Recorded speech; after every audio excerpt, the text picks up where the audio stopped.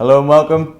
My name is Matt Henderson. I'm an investment analyst here at True Potential, and welcome to Beyond the Headlines. When Brazilian President Mr. Bolsonaro was elected, he promised to restore the economy to health and tackle corruption.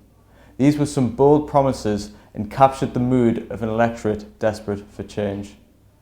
Identifying the problems associated with an underperforming economy is the easy part.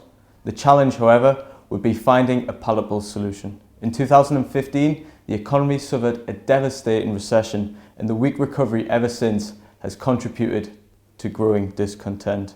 The chart shown makes this clear. There's no doubt that high debt is holding back growth. Moreover, if the economy fails to grow, the debt will become more problematic. High government borrowing is holding back foreign investment. As a developing economy, Brazil desperately needs inward investors. They in turn must have faith that the capital that they invest today will not be hit by debt defaults. The IMF has warned that if the Brazilian system is not reformed, the debt to GDP ratio of the country could hit 120%. This is a high level for any country, but increasingly so for a country trying to develop.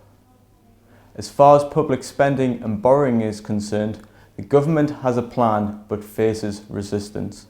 It involves restructuring an exceedingly generous pension system. In Brazil, the retirement age for men is 56 and is 53 for women.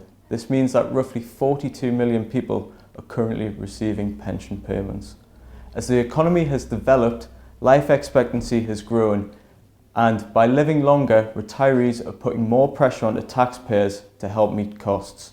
To avoid more of the burden being passed on, the government is having to borrow even more. To end this, reforming the pension plan is arguably more palatable than raising taxes or borrowing more. On Tuesday, the 22nd of October, after decades of political deadlock, the Brazilian Senate passed legislation to enact reform. Under the change, the eligible age for men and women has been raised to 65 and 62 respectively. The turnaround this produces is sizable. Moreover, any resumption of economic growth will allow the debt to GDP ratio to fall, thereby encouraging increased foreign investment. In fact, there have already been positive signs that foreign investors are waking up to the opportunity in Brazil. If this increase is sustained, the spike in investment seen in July 2019 will eventually reverse the downward trend evident through the dotted line in the chart. So what's next? The aim for the president is to generate positive momentum. Year-on-year GDP growth has remained stubbornly low since he was elected in January this year. The hope now is that the reforms reduce the structural debt burden, igniting infrastructure investment via foreign investment. This has been neatly summed up by the Social Security Secretary. As he stated, the fiscal impact is extremely relevant. The main thing is that it creates predictability and legal certainty to demonstrate to the market that the country will honour future commitments.